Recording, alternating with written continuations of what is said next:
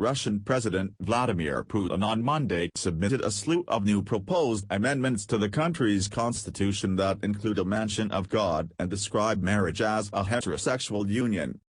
Putin first proposed amending the constitution in January's State of the Nation speech, saying it is necessary to broaden the powers of parliament and bolster democracy.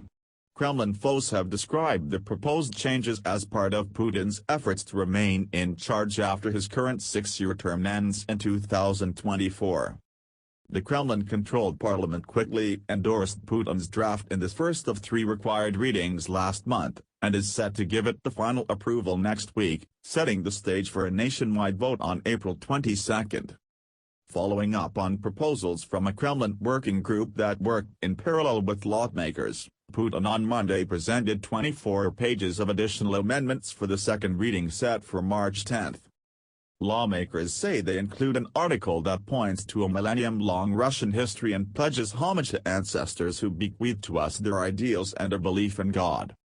The amendment follows a proposal by the Russian Orthodox Church to add a reference to God to the constitution. Another amendment describes marriage as the union of a man and a woman, a wording in sync with Putin's long-stated opposition to same-sex marriages. The president also responded to a working group member's suggestion to add wording that would prevent any future Russian ruler from giving away Ukraine's Crimea, annexed from Ukraine in 2014, or any other territory. He added an amendment that prohibits surrendering any part of Russian territory and outlaws making calls for that. Another proposal underlines a special status of Russians as a state-forming ethnic group while pledging to protect the nation's other ethnic groups.